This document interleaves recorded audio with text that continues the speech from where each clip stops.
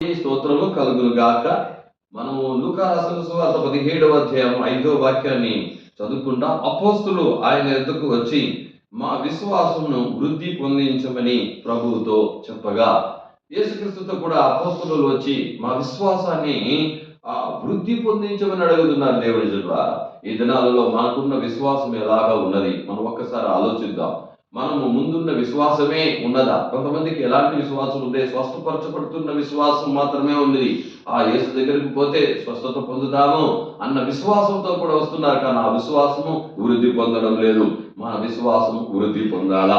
మనము మత్తయి రాసిన సువార్త 9వ అధ్యాయంలో 22వ వాగ్దాన వచనములో మనము చూసినట్టయితే, నీ విశ్వాసము నిన్ను బాగుపరచనని ఆ స్త్రీ చెప్పారు. మనము అలాంటి విశ్వాసంతోనే ఉన్నాము, కానీ ఆ విశ్వాసంలో వృద్ధి పొరచడము లేదు.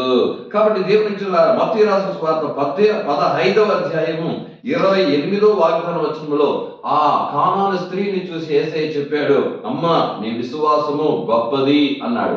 ఆమె విశ్వాసము గొప్పది అన్నాడు. కాబట్టి మన విశ్వాసము వృద్ధి పొందాలా?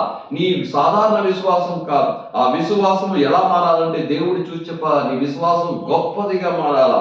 మూడవదిగా మనం చూసినట్టయితే హెబ్రీయులకు రాసిన పత్రిక 3వ అధ్యాయం 15వ వాక్యం మనం చూసినట్టయితే అపోస్తలుడైన పౌలు చెప్తున్నాడు, దృఢ విశ్వాసం చివరి మట్టుకు మీరు చేపట్టినలా అంటున్నాడు. దృఢ విశ్వాసము మనకు అవశ్యమైనది. చివరి దినాలలో దృఢ విశ్వాసంతో ఉండాలా. విశ్వాసం మాత్రం చాలదు, ఆ విశ్వాసం గొప్పదిగా మారాలా. గొప్పదిగా ఇక మాత్రం చాలదు, ఆ విశ్వాసం దృఢంగా మారాలా. అది మాత్రం కాదు, యూదా రాసిన పత్రిక 20వ వాక్యంలో అతి పరిశుద్ధమైన విశ్వాసము మీద మిమ్మల్ని మీరు కట్టుకొనుచు అని రాయబడి. మన విశ్వాసం ఇంకా మారాలా. మన విశ్వాసం అతి పరిశుద్ధమైన విశ్వాసముగా మారాలి. కాబట్టి మనం ఆ విశ్వాసాన్ని అభివృద్ధి పొందించుకుంటామా? విశ్వాసాన్ని అధికపరుచుకుంటాం. అతి పరిశుద్ధమైన విశ్వాసంగా ఉండినట్లుగా మనము వాక్యములోనూ ప్రతిరోజు ఎదుగుతాం. దేవుడి మమ్మల్ని ఆశీర్వదించును గాక.